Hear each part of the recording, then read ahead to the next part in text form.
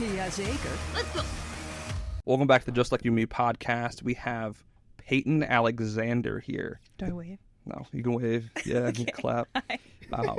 So Payton, So Payton is some of you might know is Simon's better half and a convert to the Catholic faith. Yes, I am. Yeah, we're super excited to have you on. We've talked about it for a little while. Then I scheduled you without telling you. Yeah, your schedule. you were like, yeah, you're scheduled this day. And I was like, wait, what? We talked about it in passing. Yeah. And I just we're men. I'm like, oh yeah, you're scheduled, done. And she's like, hey, am I coming on the podcast? I'm like, yeah. You're like, 3 weeks. Next week. Yeah. I'm like, you didn't tell me, but okay. No, it's like, yeah, but hey, we're here now, and it all worked out. But so we like talking about the formation stories and kind of just the growth of faith in general. So before, obviously, you converted, you were what, Protestant?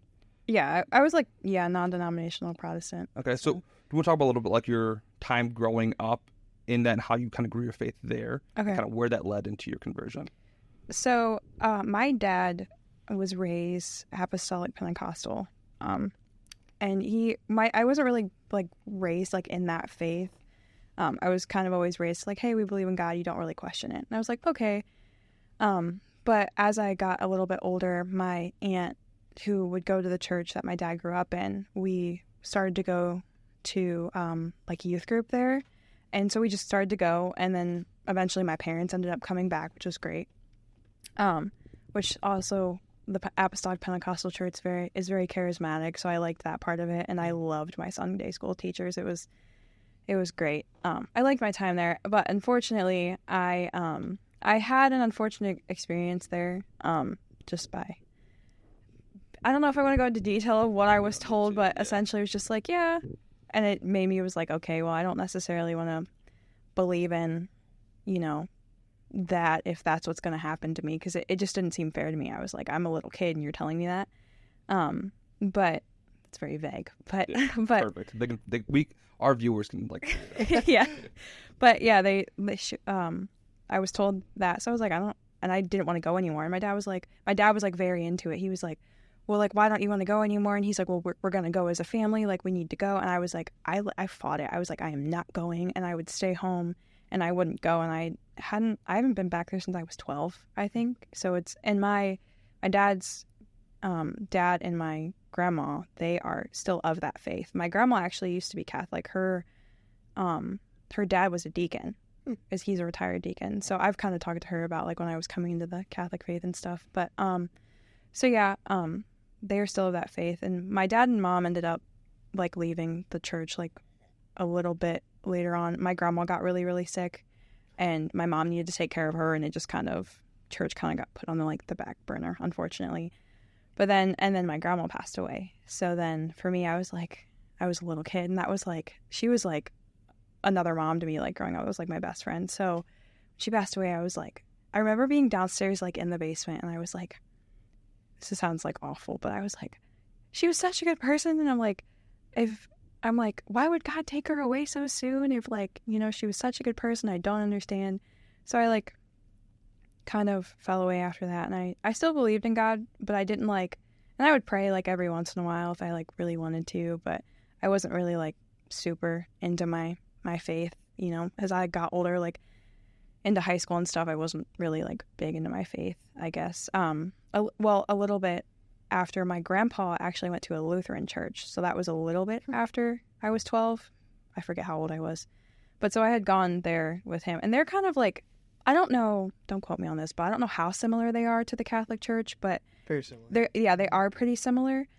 I remember, this was probably bad. I remember taking communion when I went there too, and I was just a little kid, and I was super excited, and I was oh, I get to take communion. I should not have been taking communion, but I was super excited about it, and but yeah, so I was in and out of that growing up too. So Apostolic Pentecostal, then to Lutheran, and then to kind of nothing. And then so I went through the rest of high school, didn't really go to church or anything like that, and then then I met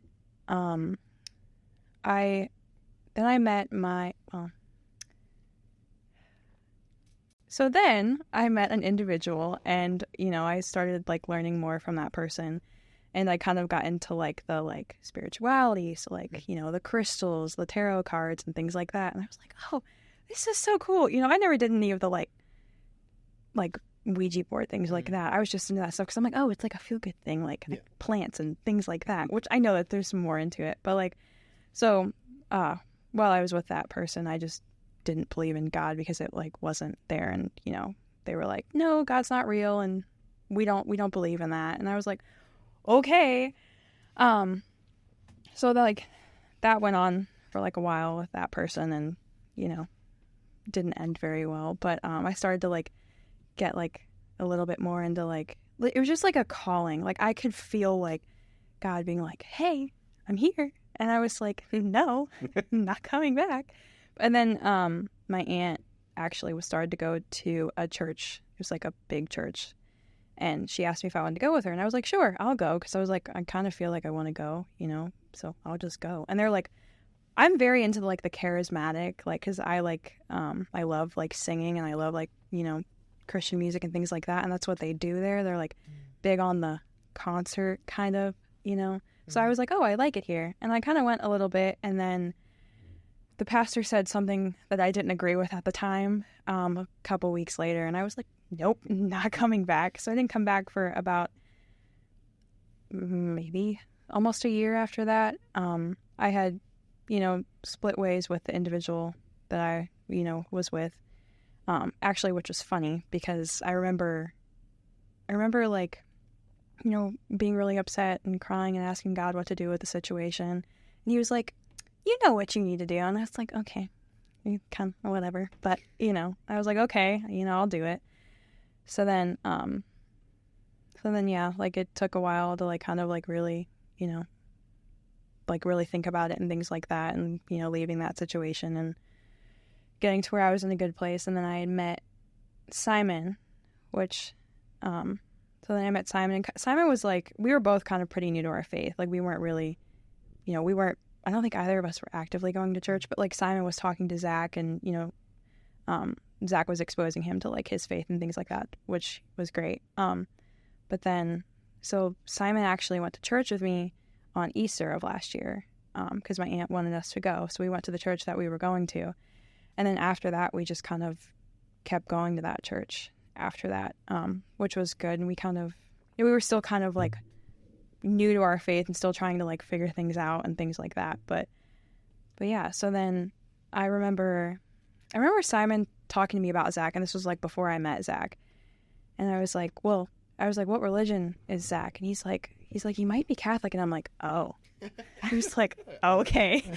He might be Catholic. Yeah, because like, I mean, like growing up, like, I don't know, like you hear the word Catholic and you're kind of like, oh, like, especially if you're not like, I don't mean that in a bad way, but like a way of like, if you're like, people perceive, like, if they don't understand the faith, they perceive them like in a bad way. Yeah, you know? absolutely. Yeah. And so I was like, oh. I was like, well, we were on a walk and I looked at him. I was like, well, I'm not ever going to become Catholic.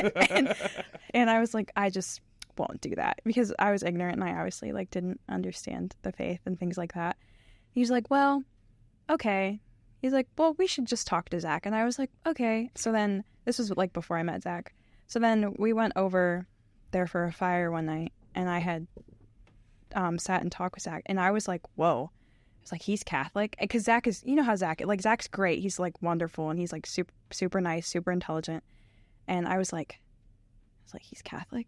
And then like the way he talked about his faith, he was just like super, like you could tell how in love and like on fire for God he was. And I was like, wait a minute. I was like, I've never met a Catholic that's like that. It doesn't add up to me, but okay.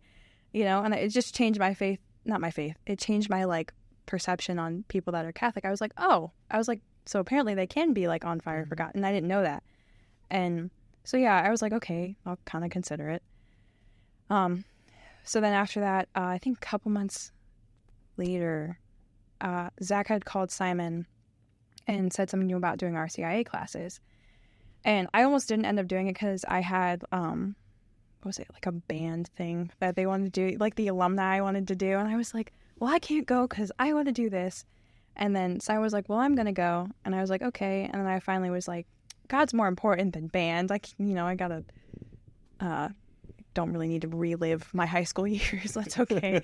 But so yeah, so then we went, you know, we met everybody, and yeah, so we just kind of from there. It was rough for a little bit because I was kicking and screaming the whole entire time. I was like, no, it's not happening.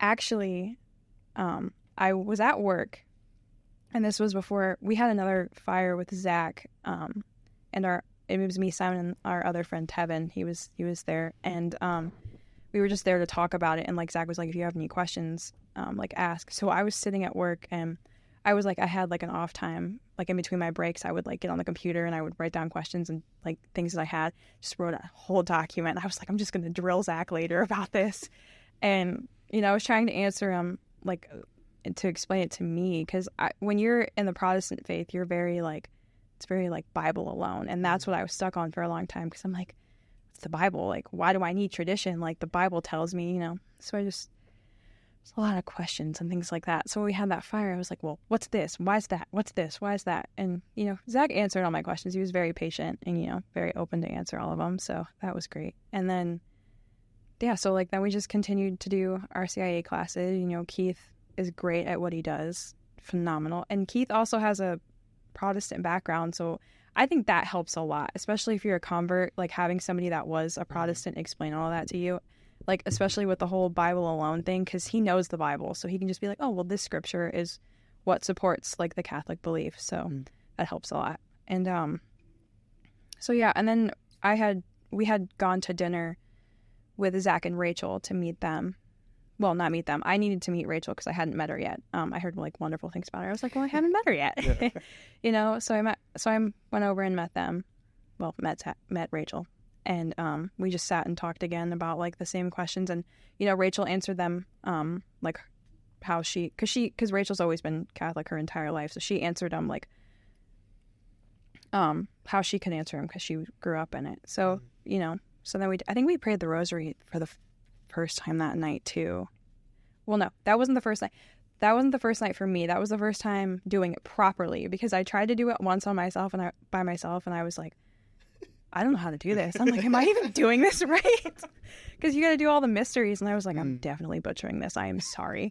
And but yeah. So then we went to dinner, and then yeah, again we just went through our CIA classes, and I finally was like, okay. Well, after I told Simon, I was like, because we were getting to the point where we were just like going back and forth, and like it was like, I was like, we can't even talk about God anymore because we're just so differing. And then, you know, we started to talk about like, well, how are we going to raise our kids if we decide to like be two separate religions? And I'm like, well, you're the head of the household. They're obviously going to follow you. But then I'm like, I have to be okay with going to separate churches aside from my husband when we do get married. And I wasn't okay with that. So I was like, okay, well, swallow my pride and, you know, just follow this. And I was like, just be patient with me. And I'm like, I will probably get there. Like, just please be patient with me. And he did. And now we're here. So, so yeah, I don't know. Like, well, the first time I went to Mass, I was like, oh, it's just like my reaction. I don't want to say what my actual reaction was because I don't want it to be like, you know, bad. But it's like, oh, this is interesting. Because like I was like, people are saying the same things. People are processing in. I'm like, this is like, it looks very weird. Yeah, I was like, I am not used to this. And so yeah, we like went the first time. I was like, I remember looking at Simon after. I was like, no, absolutely not. And he was like, well, you don't even know. We only gone one time. And I'm like, no.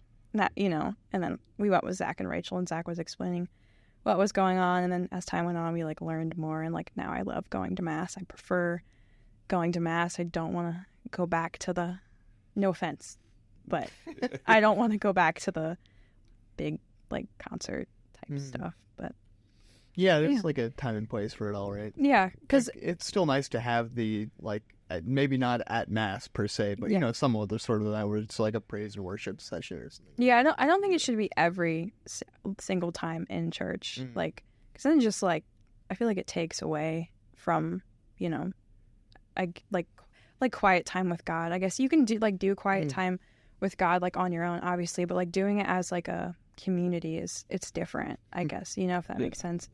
It's super important. So when you brought like that list to Zach, what were some of the things you wanted to drill him with? Like, what were your questions you had? A lot of it had to do. Well, the first one was Mary. I was like, why? I was like, what do you? Which is hilarious because she's my patron saint. But Good choice. But yeah, so it was like, well, why do we like pray to saints and stuff like that? Why are they? And the simple answer is they intercess for us. It's not like we're not praying to them like we like pray to God, essentially. Like we're asking for their intercession because, they're up there with him. So that one was an easy one for me to be like, okay, like I get it. Like that one wasn't really hard. I think it was like a big issue for me. Was it like the faith and works thing? Yeah, that, which I think is a big thing for all Protestants. But like the thing with that is because it's, I don't really like that one because when you think about it, like it's like we're saved by faith, not by works. Like, sure, but like I can't remember like the full quote because I know it's in Ephesians, but isn't it like for grace? I don't remember it. It's your Catholic now. It's okay. Yeah.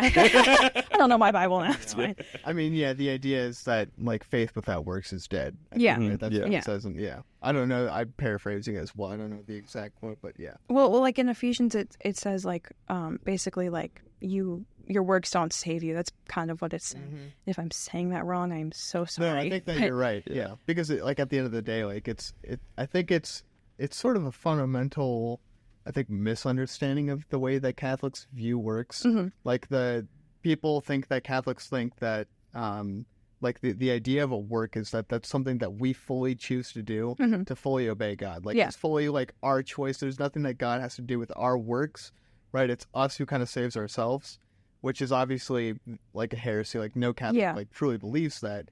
The way that we truly believe it is like if you have faith in God, that gives you grace, and that grace comes out through works. Yeah, and if you read on, like I think it's like if you read to verse 10 in it's Ephesians 2. If you read verse 10, it says that it goes into talk about like your works and how they are important. Yeah.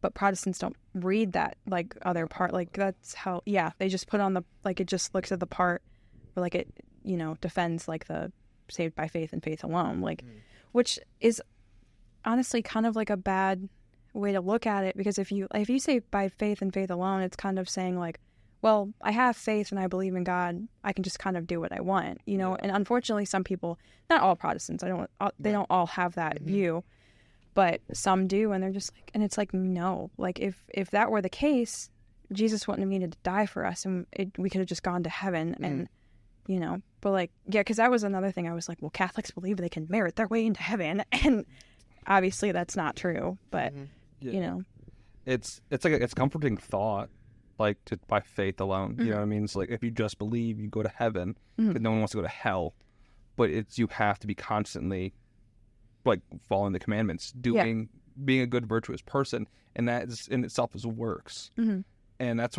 I always like. I would try to like understand like their side of what they're kind of saying. I couldn't come together because they always talk about like almost like a checklist type of thing. It's like, all right, confession, check, you can check. And it's like it's not that at all. Yeah, it all builds off of each other. Right. Yeah.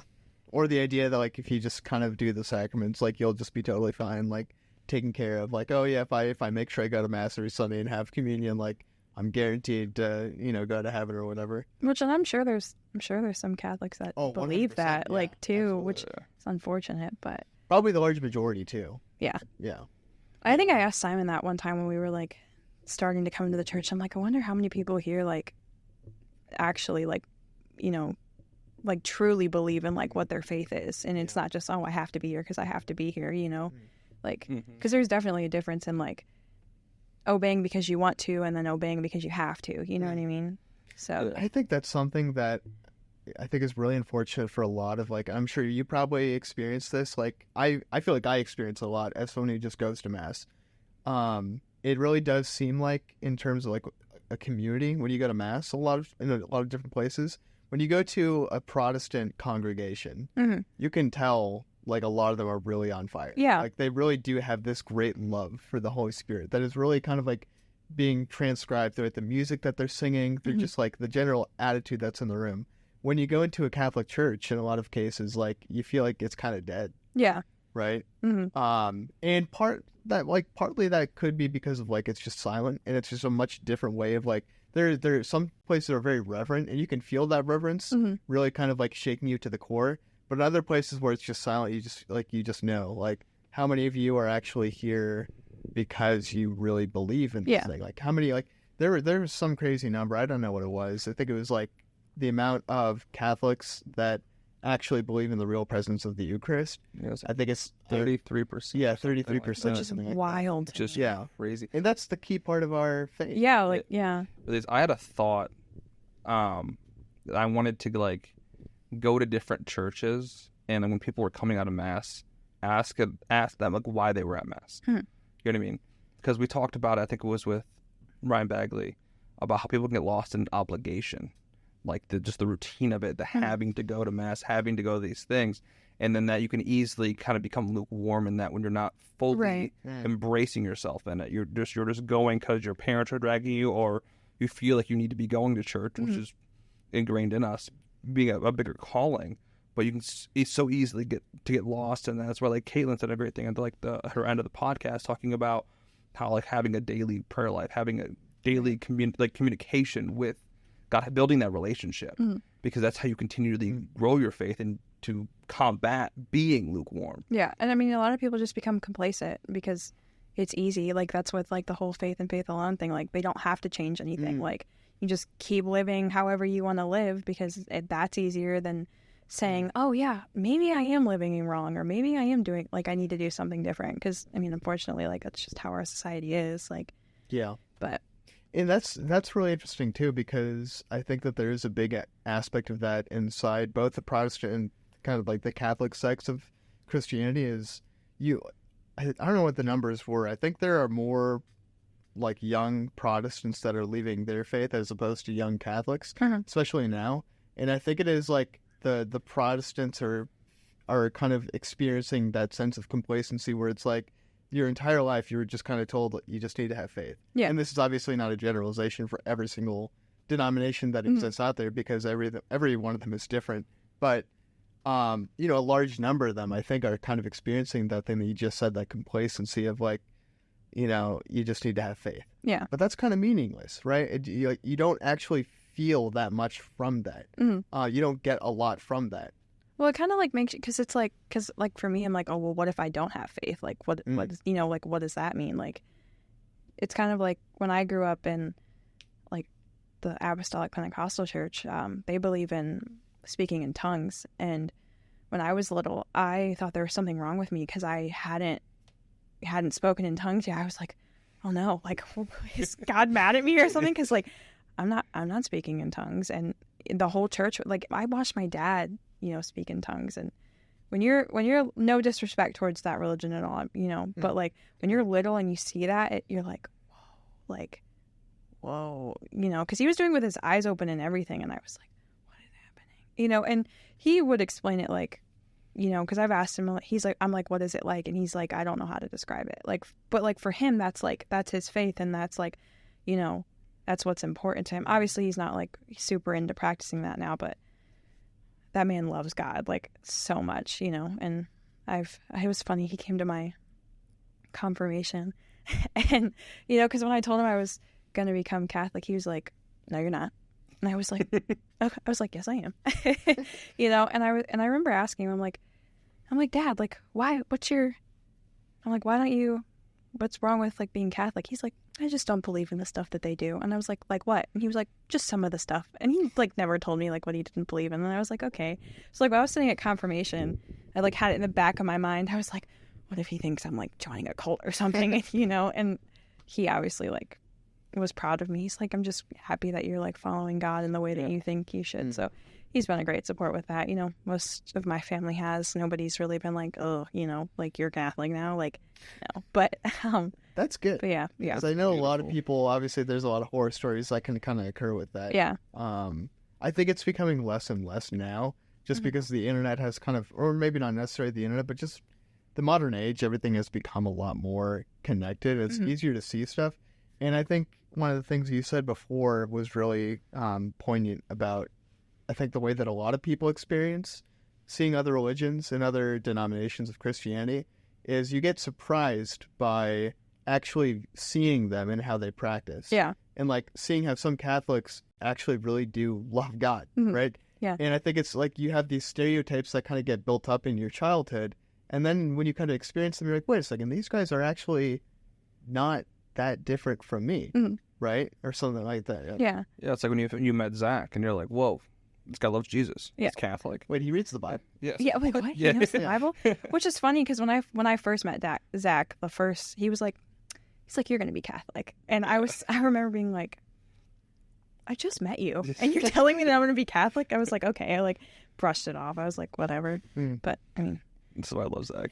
I know. I was like, obviously I'm here a year later, but which I'm glad that I love being Catholic. Like, I tell you what, I haven't experienced spiritual warfare as bad as I have since becoming like Catholic. Like, it's been a little rough. Yeah, it's like awesome and like bad at the same time. Yeah, because it's like where you're supposed to be. You're like, I know where, but like, the devil's just like, I don't want you here. I'm gonna throw everything. I call it his little. Am I allowed to cuss, or should I not? Not those. We're family friendly. We can. Okay, family. Okay, I call it his little crap bag. That's what I call it. Yes. I just tell Simon, I'm like, he's just pulling everything out of his crap bag to throw at me, and I just can't handle it. And yeah, but like the week up to confirmation, I was on top of the world. I was like, this is great. I was like, I'm praying all the time. I'm praying my rosary all the time. I feel great. And then confirmation came, and I was like I feel bad saying this because it makes me feel like I'm taking away. But like, I obviously like loved it. It was great. Like, I was so excited to be there. I think I was just like, I was expecting a lot from it. Like, I was like, I'm gonna come out being this like brand new person, and like I'm gonna, obviously like I'm the same. Like I'm a sinner going in. I'm a sinner coming out. Like, not to take away that from it, but that's what I would be, and like I'm not gonna turn into like a saint like right away, yeah, and like start glowing, like I think I just like, it's also too, I had like the fact that I was like, what's my dad thinking in the back of my head too, but I was just cheesing the whole time because I was like, I'm gonna cry when Simon gets baptized. Like, I didn't cry. I was just sitting there cheesing the entire time, and I cried. I was bawling my eyes out. Well, when he was up there, he was crying, and he looked over at me, and I'm like, oh, don't look at me. Don't look at me. Yeah, he had like the face, like he was holding, and you were by us, and I lost it. I started doing it too. Yeah. But I think I understand what you mean, because we were just talking to Zach last week, and he actually said a pretty similar thing, where when he became Catholic, he really didn't feel that much of a difference. Yeah. And I would say, honestly, we've experienced the exact same stuff kind of growing up as Catholic. I remember my first communion and thinking like, I didn't think at the time, and this is just because, I was also 8 years old and just didn't really care about this stuff. But also with my confirmation, there wasn't that much of like a, physical, emotional change that I felt. It was just kind of like, okay, I've done this, I've passed this whole thing. But, I think there's a huge difference, obviously, between kind of like having that intellectual change of heart, which anyone can really easily have. I think it's a lot easier for people to have an intellectual change of heart than it is for them to have that emotional change of heart. Because your intellect, your emotions can follow it. But I mean, your intellect is almost always going to choose what the heart feels. Right. Right. Almost always. 9 times out of 10. Even if the heart is totally wrong. Yeah. Right. And then, but, when you do make a sudden change of intellect, right, when something like as fast and sudden as kind of what you did, you didn't really have that time to emotionally process what change was actually occurring. So you made this kind of really big intellectual leap of faith, right? We're like, okay, I'm going to change, like, I'm going to accept this. I'm going to follow this man, or I'm going to, just do all this sort of stuff. And it's really easy to make that intellectual change. But all of a sudden you're realizing like, oh crap, did my emotions, like, are they still catching up? Did it come with it? And so it becomes this like battleground inside your soul almost. And that's where you become vulnerable for the devil, right? Right. Because he's very good at seeping into like the tiniest cracks that we leave in our lives. And especially when you have an emotional kind of conflict like that in yourself, it's very easy for those cracks to occur, right? I think it happens at every big stage of our lives. Like, I know for a fact, getting married, that it was like that. That was when I really had one of the biggest, I think, spiritual struggles in my life, was just right before I got married and right after I got married. It was tough. Same thing with right after we had our first son. Just immediately I could tell, I was like, man, he's seeping in there. Yeah. Like, I intellectually understand that I've had my son, but I haven't emotionally accepted it. Right? Like, that thing, like, I remember when my son was actually born, I was like, man, I thought I was going to be like weeping tears of joy. And I really didn't weep tears of joy until probably 2 weeks after, I was like, is this too late? Is this okay now? Yeah, it's just like finally, finally hit you. You're like, oh, whoa, I'm a dad. Yeah, because you get overwhelmed. Yeah, well, I mean, yeah. It's hard to understand what you're emotionally going through when you're overwhelmed with something. And especially something coming into the Catholic Church. I can't even imagine. I honestly probably still haven't processed it yet, and it's been almost a month. Yeah. Well, I mean, in that Mass, though, it's like, it's insane. Yeah. Like, even as a that Catholic, Mass, that Mass. when because it starts dark, and which is like so cool. Like, it's like so cool. Easter Vigil. And then like when the lights come on and they unveil like the Easter candles. No, the painting. I was trying to find that word. The painting of Jesus. I was like, I want to cry, but I can't cry. But like, this is like beautiful. But no, it was great. Like, I will probably go to Easter Vigil Mass every year because it was just wonderful. It's the best Mass of the year. Yeah, it's amazing for so many reasons. But like, that's like the beauty of like the Catholic Mass. So there is a lot of like cool emotional things that can happen in that if you just kind of open up to it. Like, I usually don't cry at Mass, but like when I got married during the consecration, I was bawling. I don't know why. It was just like I was just overwhelmed with everything that was going on, and it was just too much, and my eyes broke. And that's like the beauty of it, the sounds, the smells, just being there in the community, especially like that Mass is just absolutely fantastic. I think that's what I love about the Catholic Church is like the way you guys like the way we I can say we now say we now the way that we celebrate like just Jesus and God, like the way it's just I don't know how to describe it. It's just like so much more than like what I've experienced, like because I feel like we just don't like what I've experienced. We don't celebrate him like that. Like it's just like a more of a like feeling type thing, and like this is like Zach told me when I was first coming into the faith, he's like, don't chalk God up to a feeling. Like, you can't do that. Because that's what I was doing for a while. I'm like, well, I don't feel God, so we must not be here. And, which that's not true. Like, and it just like, I really can't describe it. Like, I just love being Catholic. Like, which is hilarious because I was like, no. And like, especially like the whole like Mary thing. Like, I remember sitting in my car before Mass.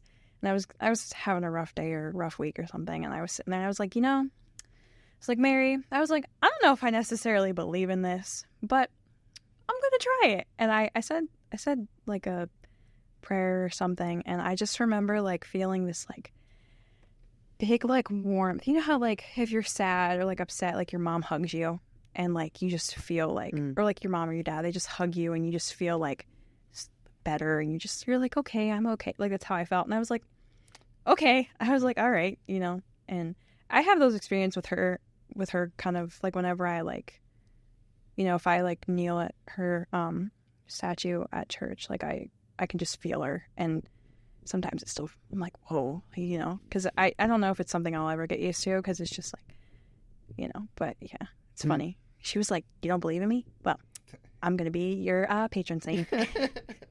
Here's a hug. Here's a hug. Yeah. What do you think about that? Yeah. We also talked about that with Zach. I think that's one of the really cool things. One of my favorite things to hear about stories from converts is almost every single convert that I've ever met. Really, there aren't that many exceptions. They all get this fantastic relationship with Mary. And typically it's the ones that always had the most conflict with Mary beforehand. Obviously, that's one of the biggest kind of opposing fronts between Protestants and Catholics is that idea of how we revere Mary, right, as the Mother of God. Yeah. Because Protestants really don't have that at all. Unless you're, I think Anglicans actually do randomly, but for the most part, they really don't have any relationship. Yeah. And so it's all of a sudden, like, I always chalk it up to the idea that, Mary is probably so overjoyed at the fact that someone is coming in. And the moment she realizes that recognition kind of comes in, she's like, okay, I'm going to take this person and I'm going to, like, force them to feel the love, right? Like, well, the more I've, like, grown in my faith, I'm like, it's almost like, I feel like it's almost like disrespectful not to like treat her the way that we Catholics do. Because, like, if you think about it, like, Jesus loves her so much. And, like, if for us, like, because what have I heard? Like, I scroll through Instagram sometimes and I get reels where people talk about, they're like, oh, you worship Mary. And then I just want to go at him in the comments because I'm like, no. And then the Holy Spirit's like, no, don't do that. And I'm like, okay, I won't. But, like, they're like, well, you worship Mary and she can't do anything for you. And the only way to God is through God, like Jesus. And I'm like, but, like, she's his mom. Like, I don't know. Like, it's like, I listened to a podcast where it explained, like, if you think about it, like if you think about how important your mom is to you, like, think about like Kai or like Ashley, for an example, like eventually, like, you want them to meet your mom because of how important, like, she is to you. Like, you put her on, like, that, like, pedestal, like, because she's so important to you. Like, she gave you life, she carried you, like, and that's what Mary did for, that's what Mary did with Jesus. Like, she's a part of our salvation, whether people want to accept that or not. Like, if it weren't for her obedience and her saying yes, like, I mean, I'm sure, like, there would have been probably another way, but, like, she was obedient and saying, yes, like, I'll, carry the Messiah and, we'll go from there. Like, she didn't have to do that. Like, and for people to be like, well, no, she was just the vessel. Like, I've heard that, like, where she's just the vessel, she just carried it. I'm like, no, that's not, like, have you read the Bible? That's not, but God literally chose Mary. Right. Like, he could have chose anybody. He protected Mary from birth and chose her to bear his son. Like I said, it's like literally his mom. Right. And that's why I won't go into the whole story, but, like, Chosen has done an amazing job portraying Mary. And what's funny, though, is because it's like, I think the directors aren't they Protestant? Yeah. And it's like, but they portray her in such, like, a, like here she is, like, she's so important, like, way, like, that's how which I think it's hilarious that Jonathan Rumey's Catholic and he plays Jesus. Yeah, it's actually fantastic. Yeah. And we're back.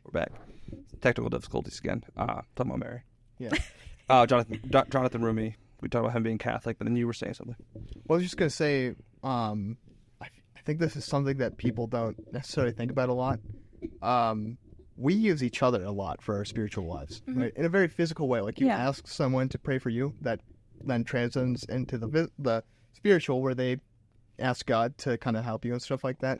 But there are a lot of ways that we can physically help each other, just by being present, right? Just by giving someone a hug, by talking someone through something. One of the things that I always thought was that when you die, right, for example, you go to heaven, you don't lose that spiritual power of being able to help someone, right? It has to grow. It has to be bigger. Right. People in heaven have to be infinitely better at helping you out spiritually than anyone on earth could, right? Theoretically speaking, if they're in heaven, right? Because they're right next to God. Right. So the spiritual power of Mary is, ultimately everything is up to God and Jesus, right? Yeah. He is the ultimate redeemer, the sanctifier, the savior, right? He's the creator, like everything. But Mary still has that incredible spiritual power that is much stronger than it was on the earth. Well, like, it's funny you say that because, like, it's at the wedding at Cana where she's like, she is, like, telling him, like, like, basically, like, start doing, like, your thing. And he was like, well, no, it's not my time yet. And then he, turns the water into wine. Like, she influenced that. Like, she was a part of that, So it's like she has she has an influence. Like, she's a bigger than what I think it's just unfortunate. I think it's very not. It's because it's just missing something, you know, like and what I think was it who was I can never remember this, but who I know on the cross Jesus looks at one of the disciples. Which one is it? John. He looks at John and he says, "Behold your mother." Like Jesus is giving us his mother, and like for people that believe in the Bible, it's right there. So like, how can you? I mean, I'm sure like it gets twisted a different way. Yeah, some people will say he's just talking to John and stuff like that, but then just kind of ignore the fact, like what he's saying. You know, you will be with me in paradise today. Like he's not just talking to the thief on the cross. No, yeah, it's interesting, and I think a lot of the disconnect comes from just different words we use. Yeah. So like prayer and worship mean different things for Catholics and Protestants. Where Protestants, like prayer is worship. Oh, okay. Right. Yeah. So it's prayer is worshiping God. Where prayer is, I think, even just the definition is like a conversation, like kind of talking to. Yeah. So we only worship God, but we ask for intercession. We pray to people to talk to them. Just how like if you were going through something, you could ask me to pray for you. Yeah. It's like the same kind of concept. That's where it gets lost. Well, I think the other thing with that too, when I was working at my old job, I had a coworker there, which he was on fire for God. Like I loved having conversations with him. It was always super fulfilling, and I was always like, I really hope I'm working with him today, because then I can talk about God. Because it's I haven't really ever had a lot of people that I can. I mean, I do now because which is wonderful. It's played a big role in my conversion too. But yeah, he was always like, well, with the whole saints thing, we're not supposed to talk to the dead, and I'm like, and like it kind of made sense, but I'm like, they're not dead. You know what I mean? Like, so like there's than we are. Yeah, so like there's that argument of like, well, you're praying to the dead, and that's obviously not what we're doing. I think Keith said that I forget, he said he was talking to his dad once because his dad's of a different denomination, and he was like, do you talk to your dad sometimes? And he was like, well, yeah. And he's like, and his dad has like passed away, and he's like, well, do you think he can hear you? And I think his dad was like, yeah. And Keith just like let it go. He was like, okay, because it was like, it just like negated the argument that I had of like praying to the dead, which I guess like, it's like if you believe that like you die when you die and you aren't alive in heaven, then what's the like, I feel like it contradicts like what you believe in as a whole, Yeah, like was it Father Martin Connor was like, our faith is logical. It's not against reason. Yeah. And when you just look at everything holistically and with charity, it all makes sense. Like if you look at the Bible verse, and you don't just take one line from it, you actually look at everything in the context and what he's saying, and he's not just talking to a singular person at a singular point in time, then it makes sense. Right. But it's really easy. It's very prideful to just you people want to rationalize everything. You mentioned the Anglicans. Where'd that come from? You look at it, someone wanted to get divorced. There's someone probably had some other reasons too along with it, but that's like the big reason that came behind it, and it's out of pride. And then I wonder. I don't like. I'm not trying to offend anybody. No, just like, this is just like my thought process. I never really understood all the different like denominations at all. I think that's just I think it's just cherry picking, to be honest. Like what we agree with and what we don't agree with. Like, oh, I don't agree with that, so I'm going to take it out and, form my own. Which I'm sure people will disagree with me on that. But that's essentially like what it is. Like it's picking what you want and forming your own like religion behind it. And like, I mean, it's gotten to the point where we don't even have denominations anymore because we want to have like such a different. But denominations are dying out. Yeah. It's all becoming non-denominational. Like the mega churches are dominating everything. Yeah. There was this one preacher, I don't know what church he was. I sound like he's from the South, but he was talking so highly of like their Bible, and he goes, this Bible, he goes, I can correct the Greek. And everyone's like, wait a minute. wait, you could do what? Because it goes back to just like that like the logic behind it. Like if you have to look at everything, you can't just say like, oh, this is it. Yeah. I win. It's like, no, let's look back. Well, that's that's like the other thing too. Like what Catholics, we have 73 books in our Bible, and what do they have? 66. And I don't know if this is right or not, but isn't Martin Luther the one that took those books out, or was that somebody else? It was Martin. It was Martin Luther, because we were talking.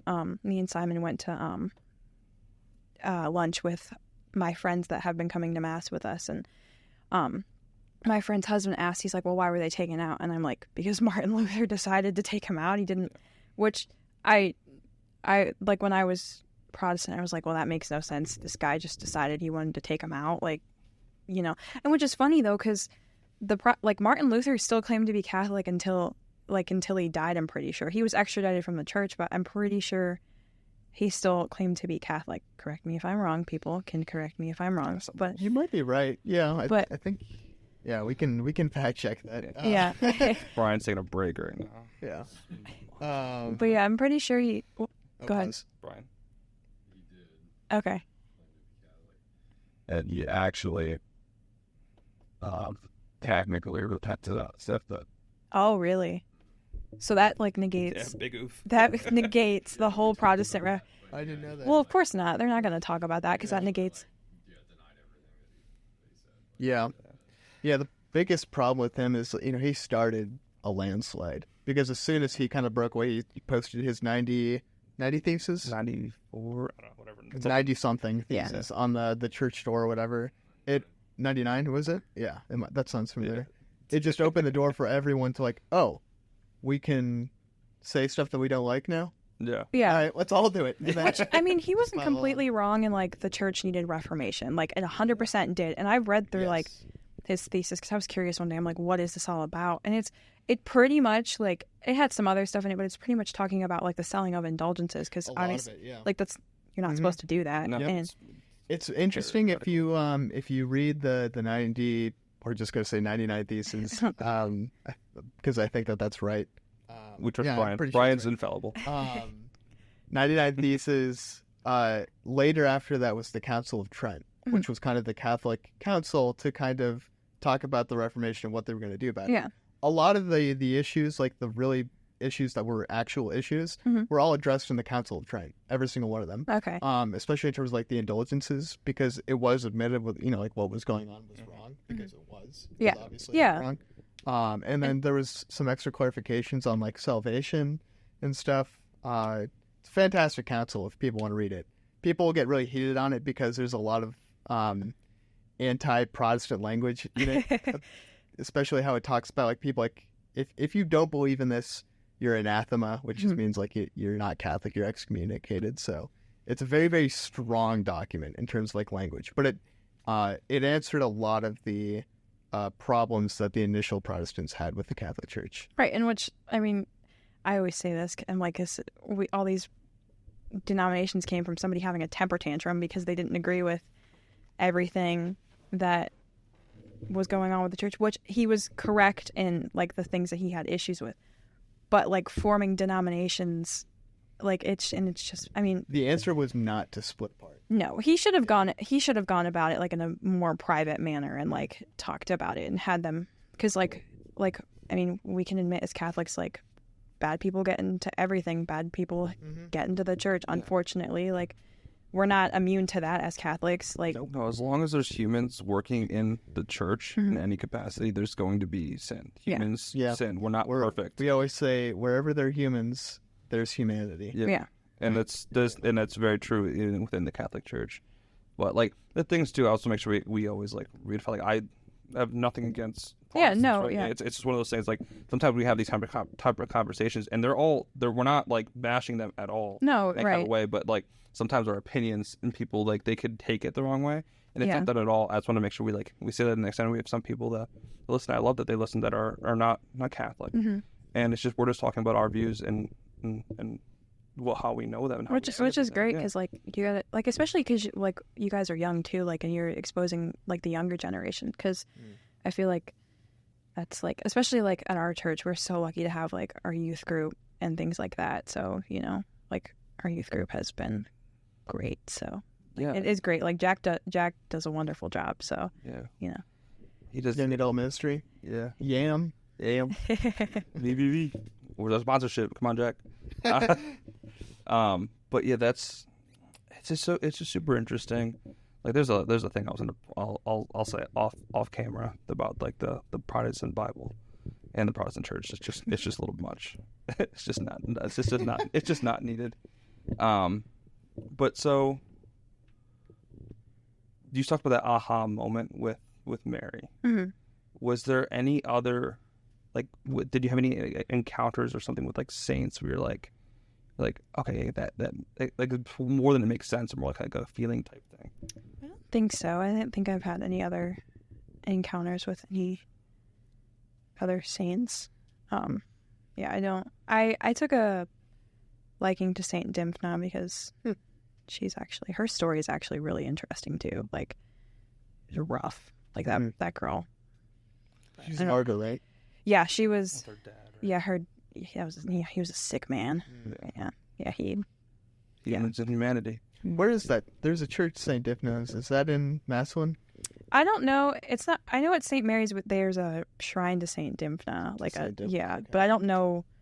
I don't know where there's a church at for. Yeah, Did it go out again? I forgot to turn it back on. Oh, that's fine. No, it's okay. We got That'll do it. And we're back. Yeah, technical man. One day, if we get our V3 sponsorship, we can get new phones. Jeez. Absolutely love it. There's something I was going to ask you. It'll come back to me after this weird random pause that we're going to do right now. Spiritual warfare. Mm-hmm. So obviously, it's one of those things that people talk about. Like, if when you were going in the right direction, the devil's trying to pull you another way, right? He's going to do everything he possibly can because it's not like where you're going. Yeah.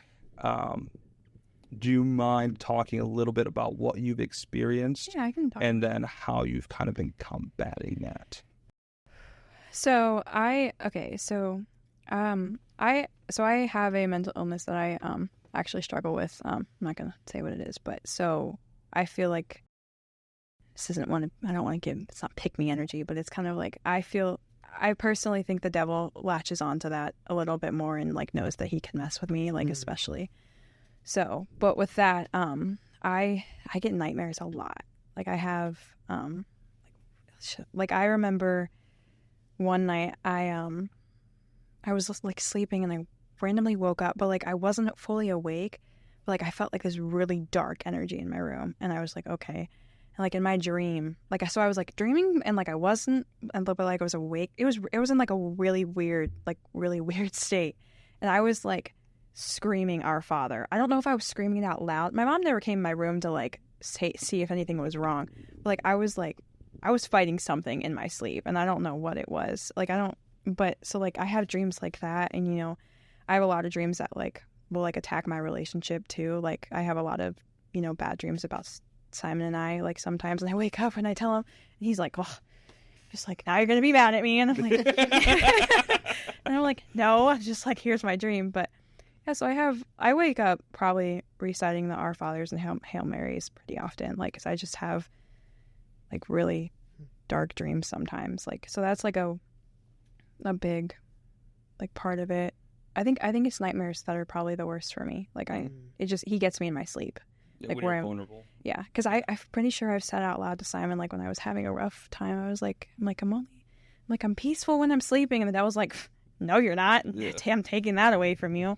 So, but yeah, like I have demonic dreams sometime, and there was my mom actually, which I don't know if this had anything to do with it or not. I talked to Keith about it, and he's like, it might not. But my mom had this crucifix that had been in her family for a very, very long time, and it came from like Mexico. And I remember she got my grandpa's house when he passed away, and like they remodeled and everything, and she took it down and put it in a box. And I was like, can I like have it? Like I'm becoming Catholic, I'd like to hang it up on the wall.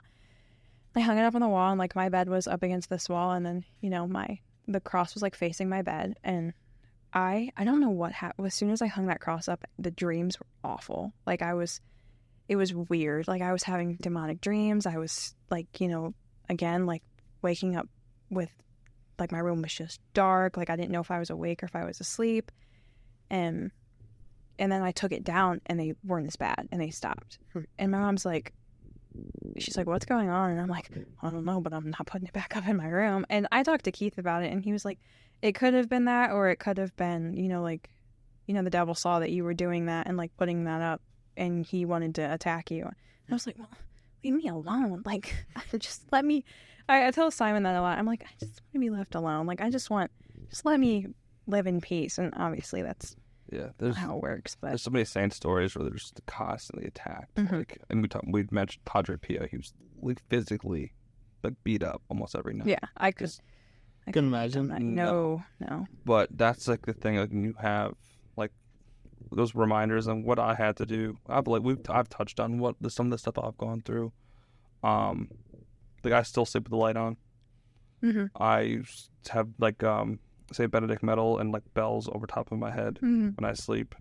Blessed salts, I got all of it. Yeah, you gave me you and Kai gave me some like blessed salts and so Father Bill, blessed salts, the good stuff. Yeah, I have some. sprinkling. I'm like, yeah. So, and the one thing that when it's really, really bad, I would just play the rosary on my phone all night long. So it's like when you get like a sleep paralysis thing when you can't like speak. Yeah. It's already going, so you just like think it, and it's like better. It makes no sense because it's supernatural. It's above the natural. Yeah. But it's, for me, I've flipped it to where it's a beautiful reminder that faith is real, God is real. If the devil's real, God is real. Which is, a lot of people, like, it's such a like a, what's that word? Such like a, I can't think of the word. Deterrent. No, like, it's like a, not I'll say cliche because I can't think of the actual, but like, for people to be like, oh, the devil, like, you know, like, as soon as people, they're like, oh, whatever, like this, it's like, I've heard this so many times, like, is it the best thing? The best thing or the worst thing the devil ever did was make people believe that he wasn't real. And like, the devil himself won't even admit that God's not real. So it's like, if he can get other people to do it and then also believe that he doesn't exist, then like, I mean, he has an upper hand, unfortunately, because like, I mean, this world is his playground, so you know, unfortunately. But yeah, he's looked at as like either like doesn't exist or like a joke. It's like, oh, the devil, like say, oh, the devil. Well, I mean, if you look at like the way celebrities, like, I like, you know, I have like some artists that I like, some secular music I like to listen to, like Justin Bieber. Hey, Justin Bieber's great. He's pretty Christian. There is no Justin Bieber hate yeah. on this podcast. Except when I was young. Real. His hair was way too good. Don't I was hate shaving on my him. head, man. Don't hate on him. But like I look at other artists and I like will scroll through like videos on YouTube sometimes and I'm like, and it's like them dressed up as the devil, or like, you know, like Sam Smith like dressed up as the devil and did what he did at whatever award show he was at, and then it's just like, it's such a like, it's like, whatever, we'll just dress up as the devil, like girls dress up like that for Halloween. And why would you want to? because it's like, oh, it's whatever, the devil's not real, but it's like, he is, like, he's really real. And then when you tell people that, they're like, you're just a religious freak, you know, like the devil's not real. And it's like, okay, like any Christians that like believe in God and believe in like salvation, faith, heaven, you believe in hell and the devil. Yeah. Like they exist. We have good, you have evil, you have dark, you have light. Like, again, it goes with like logic. Yeah, like you can't believe in God and not, I don't want to say you have to believe in the devil, but like the devil's real. Like, you can't believe in God and be like, well, the devil's not real. Like, he is, like, it's in the Bible. Yeah, like, read the Bible, like, he is real. But like, even Jesus was tempted by the devil. Yeah. Like, it's, and I find it interesting when people don't want to. I mean, it's again, it goes back to it's scary. Does it make you feel good? No. Like, people just want to feel good, feel at peace, feel like they're in control. When we're not.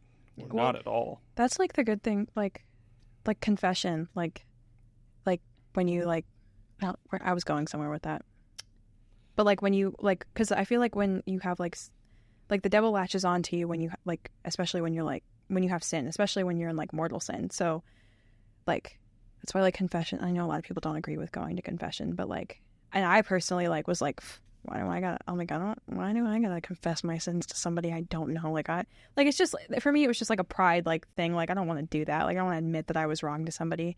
And I'm just like, okay, I'll go. You know, like it's an accountability thing, and it's like you like, and I go to Father Pfeiffer. He's great, wonderful. Like, he gives you like, he always gives me spiritual direction. Yeah, he's super. Which we saw him at Nocturnal Adoration. I had no clue he had a full beard. Oh, yeah. Like, he does not look like how he sounds, but he's great.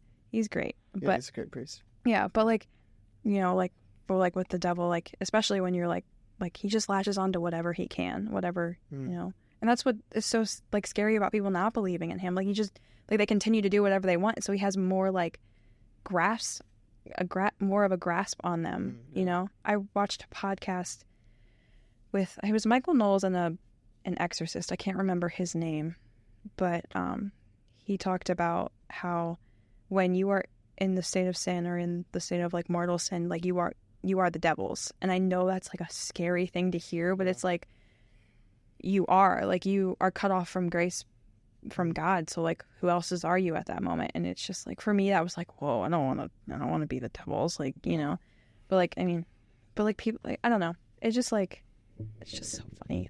Not funny, but it's like funny because it doesn't make sense, but like and like it's not like being virtuous and being Catholic, being Christian, and following God's teaching isn't easy. It's countercultural. It's against the norm, and it makes it hard and difficult. And it goes back to like emotions. We talked about, I think, a little bit. I think it was Kayla's podcast.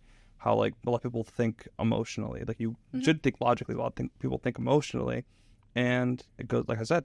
You don't want to feel fear. You don't want to feel like you're doing something wrong, and like a lot of the sins that you do, like if you like over drinking, which is a sin, could feel good for that little moment. Overeating, being lazy, all that stuff is like you get pleasure from that. But when you have to deny yourself to be with God, and that's the whole aspect of it. But it's against what you want to do as a human. You don't want to deny yourself. Who wants to deny yourself earthly pleasures? That's all we know. Like we know that there's heaven, but like it's hard to feel that sometimes because we only can think in this universe, in this space. So it's really easy to forget and just be like, oh, this feels good. Well, because it's like you got to die to yourself, but it's like I don't really want to do that, you know what I mean? Like, but like then I like when I think about that, I think about how like the disciples just dropped everything and followed Jesus because they were like, okay, you know, he's the Messiah, we're gonna follow him. And I'm like why can't I just like not eat donuts or something, you know? But it's like the couple times a year with the fast, and it's like food looks so good right now. I'm so hungry. Or like it's like Fridays during Lent, and you're like, you don't realize how much meat you eat, and then you're like, comes Friday, you're like I could when you eat so bad. It's like really go for some chicken nuggets right now. Yeah, it's like seriously, the chicken nuggets, like it's like such a small sacrifice. Yeah. It's not much at all. But then like humans would make it like the biggest and worst thing ever. Yeah, we're dramatic. We're very dramatic. It's so funny. Yeah, we're very temporal too. Yeah. And we like to think about things as they are in the present. It's hard to live in the future. Yeah. Well, you can't live in the future, but it's hard to prepare for the future, especially spiritually. Yeah.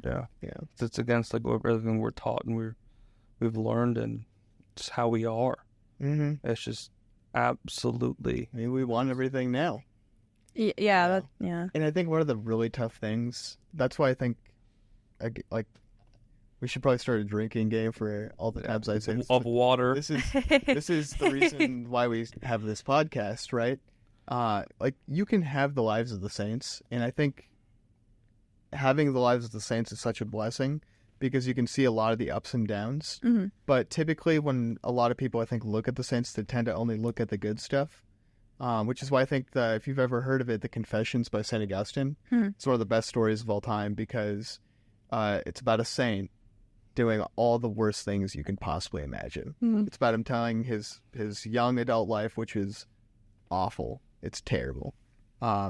Makes me feel like a good person, even though I'm not. But having stuff like this, like hearing stories of people presently going through the same types of stuff that we go through nowadays, I think is so helpful for our spiritual journeys because it's really hard to connect yourself with the vices of the past. Right? Typically, saints go through different things like, we all struggle with pride, we all struggle with humility, we all struggle with, yada, yada, yada, yada, lies.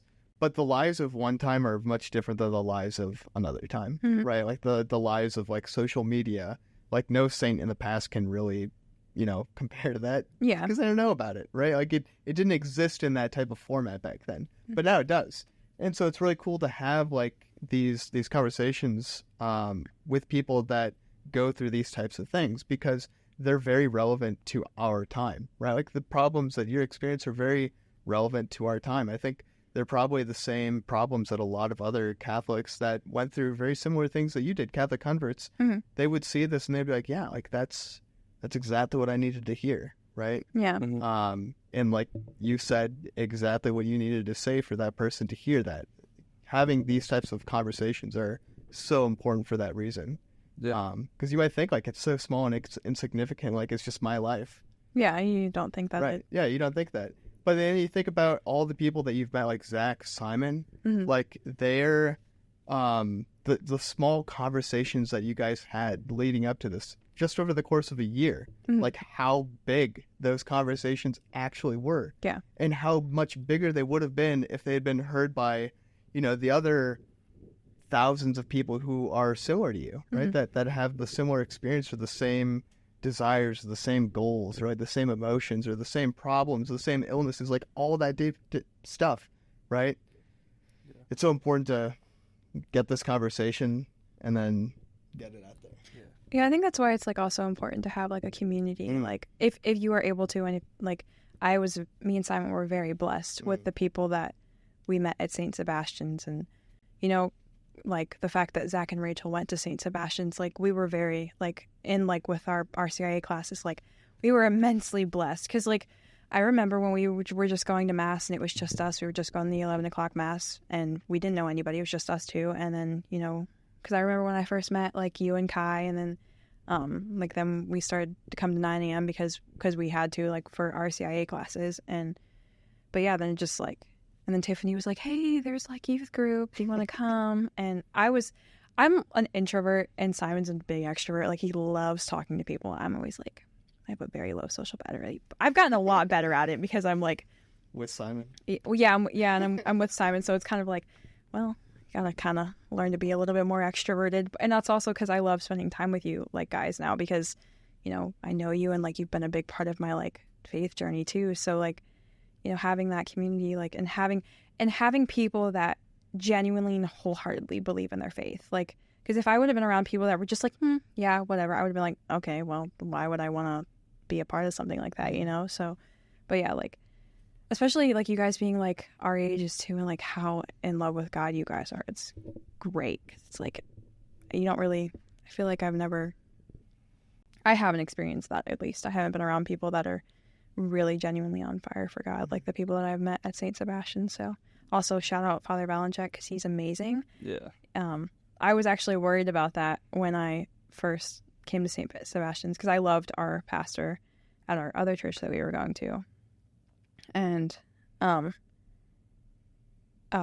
I like went there, I was like, okay. I was like, Father Valenchek is great. I was like, I could do this. It's fine. Like, and what really stood out to me, like coming into St. Sebastian is the fact that Father Valenchek stands out in the foyer and says goodbye to everybody. Yeah.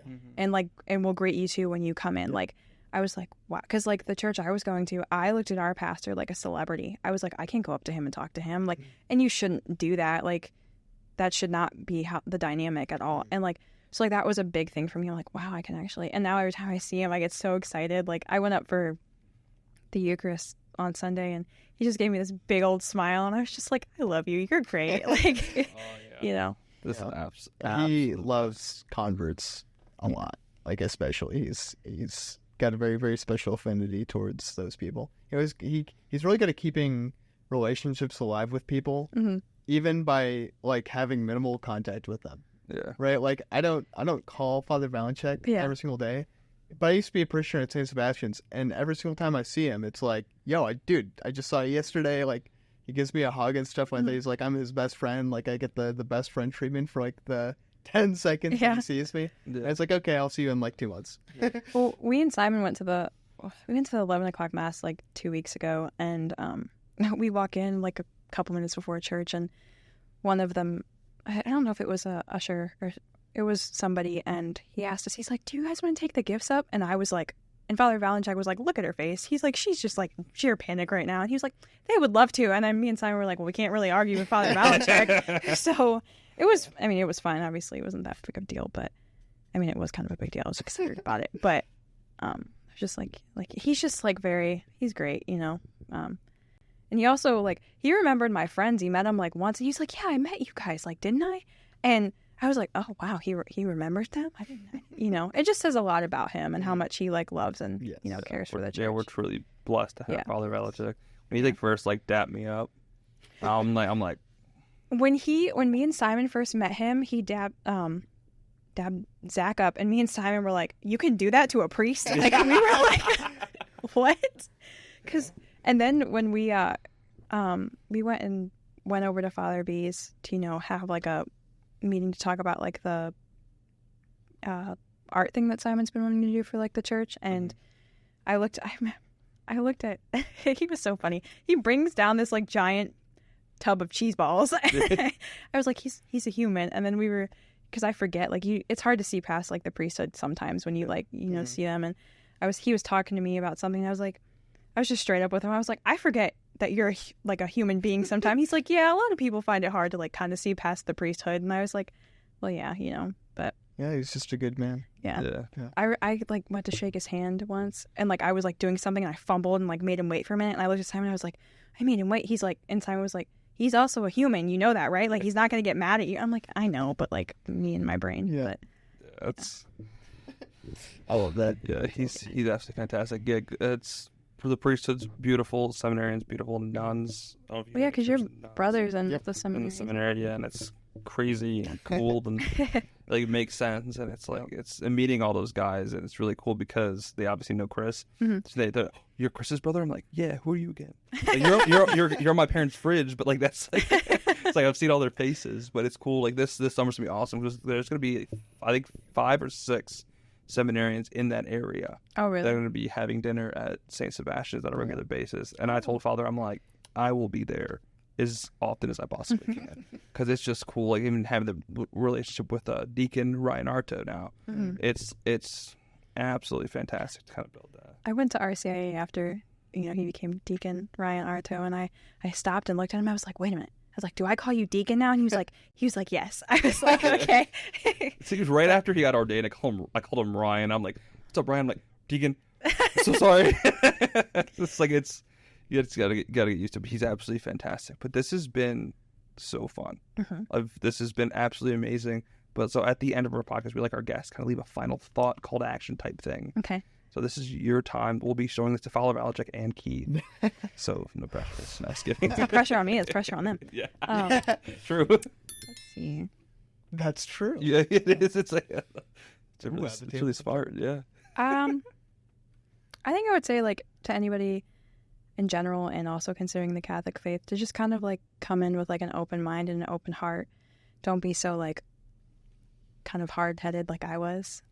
But like it's a beautiful religion, and it's wonderful people, and do your research on it. Like, you know, make sure you find out everything you possibly can, and, you know, talk to the priest or talk to any priest. Like, I'm sure they'll sit down and answer, and also just be kind to everybody. So yeah, that's beautiful. Absolutely beautiful. And this has been the Just Like Me, You and Me podcast. See you next time. We're out. Well, Boom. boom. Boom. Yeah.